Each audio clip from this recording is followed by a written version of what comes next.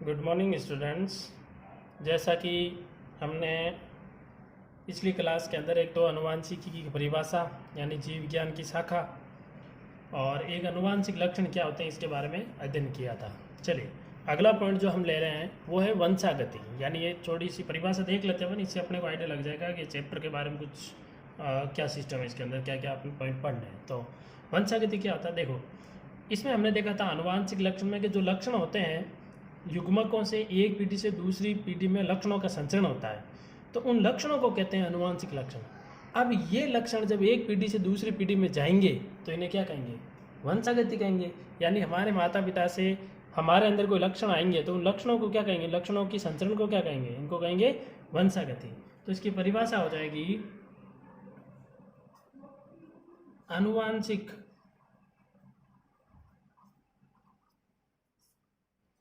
आनुवांशिक लक्षणों का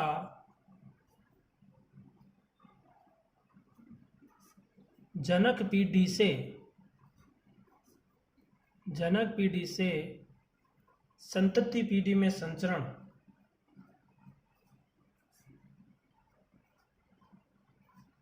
संतति पीढ़ी में संचरण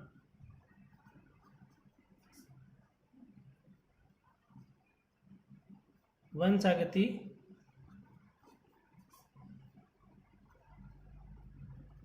कहलाता है। यानी आनुवांशिक जो लक्षण होंगे वो आनुवांशिक लक्षण जनक पीढ़ी से संतति पीढ़ी में आएंगे, तो आने से जो संचरण होगा इस संचरण को अपन क्या कहेंगे, वंशागति कहेंगे।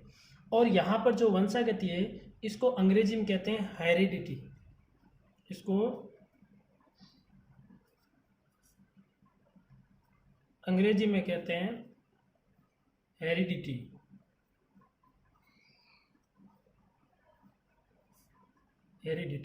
और ये हेरिडिटी जो शब्द है वो सबसे पहले प्रतिपादित किया था स्पेंसर ने, वैज्ञानिक का नाम है स्पेंसर। यानी हेरिडिटी जो शब्द है सबसे पहले प्रयोग करने वाले व्यक्ति जो थे, जो साइंटिस्ट थे, उनका नाम था स्पेंसर। चलिए अब रूपरेखा के अकॉर्डिंग हमारा अगला पॉइंट जो है वो है ग्रेगर जॉन मेंडल का परिचय। यानी अगली हेडिंग रहेगी हमारी, पहला point Gregor John Mendel, Gregor John Mendel. चलिए अब ग्रेगर जॉन मेंडल के बारे में कुछ विशेष बातें आपको ध्यान रखनी है। पहली बात, इन्हें आनुवांशिकी का जनक कहते हैं। तो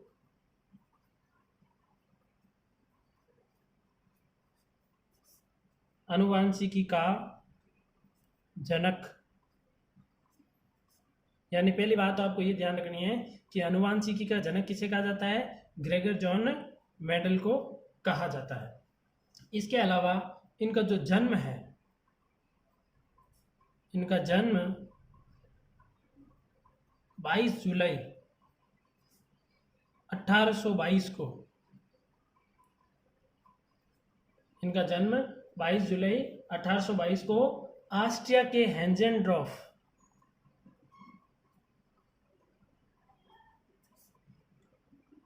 ऑस्ट्रिया के हेंजेनडॉर्फ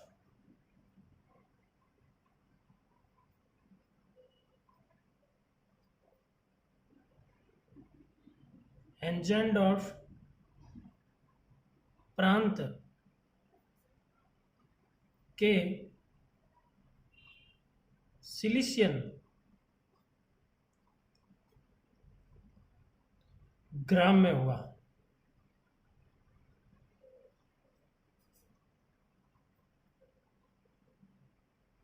चलिए तो इनका जो जन्म है वो 22 जुलाई 1822 को ऑस्ट्रिया के हेंजेनडॉर्फ प्रांत के सिलिशियन नामक ग्राम में इनका जन्म हुआ। उसके बाद में ये 1843 में ब्रूनशेर,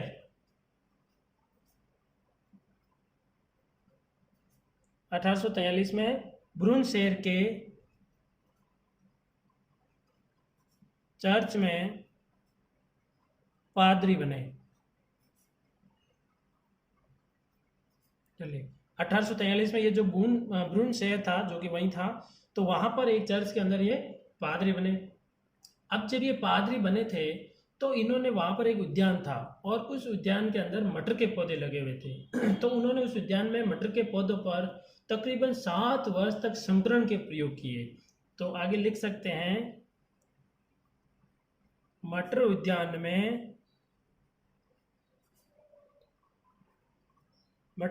में इन्होंने 7 वर्ष तक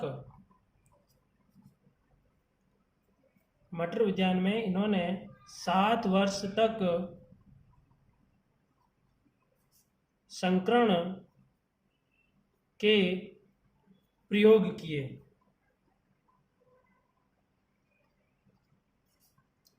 जो मटर के पादप थे उन मटर के पादपों पर इन्होंने 7 वर्ष तक वहाँ पर क्या किया, संकरण के प्रयोग किए। अभी संकरण के बारे में भी बताऊंगा आपको।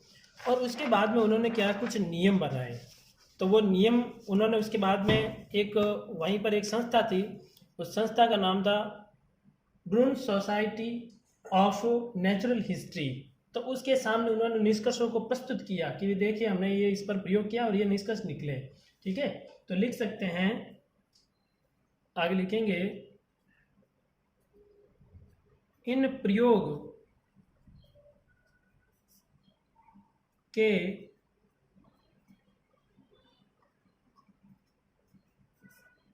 निष्कर्षों को ब्रून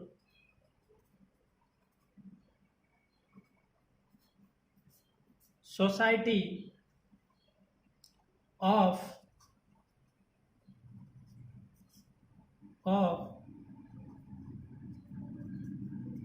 नेचुरल हिस्ट्री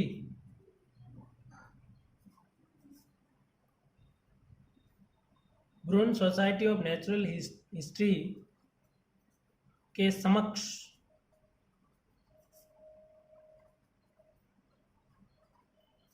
प्रस्तुत किए। ये जो मटर के पादप पे इन्होंने जो प्रयोग किया, उन प्रयोगों से जो निष्कर्ष निकले, उन निष्कर्षों को उन्होंने एक संस्था जिसका नाम था ब्रून सोसाइटी ऑफ नेचुरल हिस्ट्री, उनके सामने इन्होंने क्या किया, प्रस्तुत किया और कुछ नियम वगैरह जो भी दिए। अब इन्होंने इन प्रयोगों के अंदर क्या निष्कर्ष निकाले, क्या प्रयोग किए, वो तो हम आगे पढ़ेंगे, लेकिन ये तो इनका सामान्य परिचय, इसलिए मैं अभी नहीं बता रहा हूँ, आपको थोड़ी देर बाद बताएंगे। चलिए फिर आगे की बात करें तो 6 जनवरी 1884 को इनका निधन हो गया।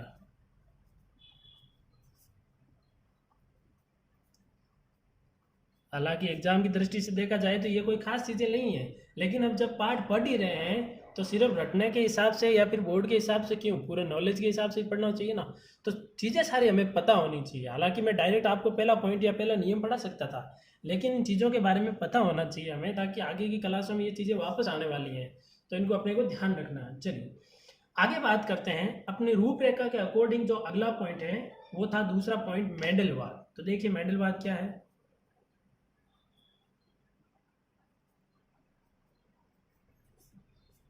मेंडलवाद, चलिए अब क्या हुआ कि जो ग्रेगर जॉन मेंडल ने मटर के पादपों पर संकरण के प्रयोग किए, जब इन्होंने प्रयोग किए तो इन निष्कर्षों के आधार पर कुछ नियमों का प्रतिपादन किया। किसका प्रतिपादन किया? नियमों का। और जब इन नियमों का प्रतिपादन किया तो इन नियमों को ही कहा जाता है मेंडलवाद। तो हम क्या लिखेंगे?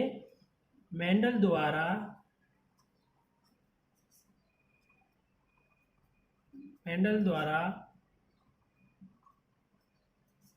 मटर के पादप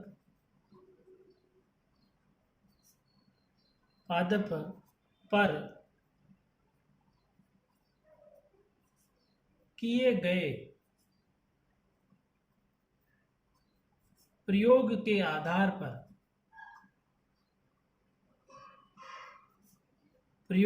आधार पर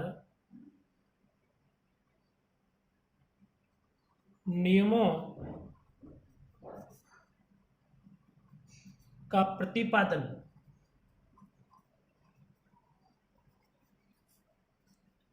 प्रतिपादन किया, जिसे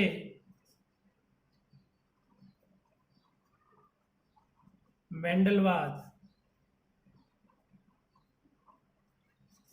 कहते हैं। इन नियमों को क्या कहा जाता है? मेंडलवाद कहा जाता है। जो नियम ग्रेगर जॉन मेंडल ने दिए हैं उन नियमों को मेंडलवाद कहा जाता है। चलिए अगला पॉइंट देखते हैं। आगे का पॉइंट लेते हैं रूपरेखा के अकॉर्डिंग। तीसरा पॉइंट जो हमारा हो जाएगा वो हो जाएगा मेंडल की सफलता के कारण। मेंडल की सफलता के कारण, यानी ग्रेगर जॉन मेंडल ने एक इतना बड़ा प्रयोग किया है। अब जब इतना बड़ा प्रयोग किया है तो इनकी सफलता के पीछे क्या कारण था, यानी इनका जो कार्य था, ये वर्किंग प्रोसेस जो था, इन्होंने किस प्रकार ये वर्क किया मटर के पादपों पर और किस प्रकार आंकड़ों का अच्छे से विश्लेषण किया। तो ये कुछ कारण हैं जिसके माध्यम से ये सफल हो पाए हैं। तो क्या क्या ध्यान रखना है?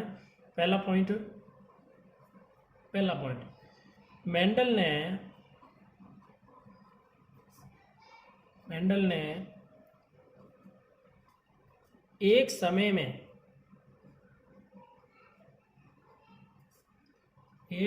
में एक ही लक्षण की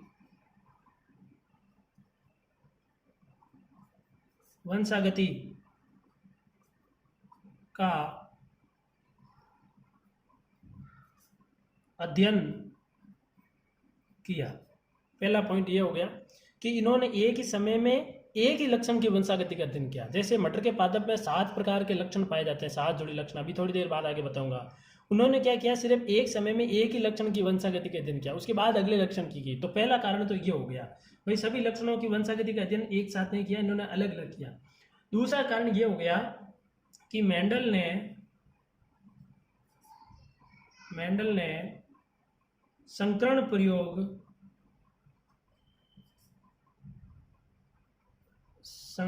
प्रयोग के सभी आंकड़ों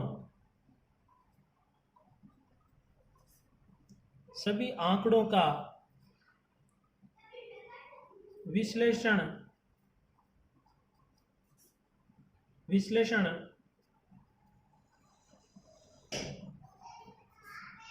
सावधानी पूर्वक किया।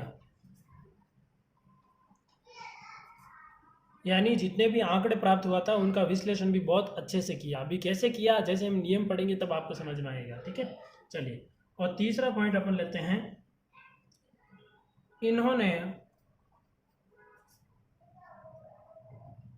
मटर के पादप का चयन भी सावधानी पूर्वक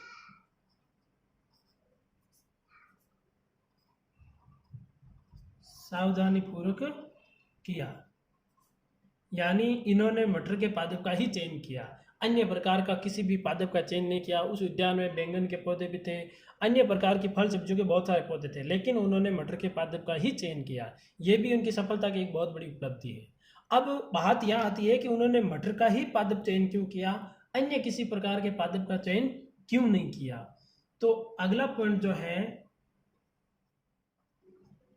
मटर के पादप का चयन, यानी इन्होंने मटर के पादप का चयन ही क्यों किया। तो इसके जो कारण है वो अपन नेक्स्ट क्लास में पढ़ेंगे। ठीक है, चलिए। तो आज जो मैंने इतना पढ़ा है इसको अच्छे से आप कॉपी में काम कीजिए, इसके अलावा इनको अच्छे से याद कीजिएगा। आगे का वर्क जो है वो अपन अगली क्लास में पढ़ेंगे। तब तक के लिए जय हिंद, जय भारत।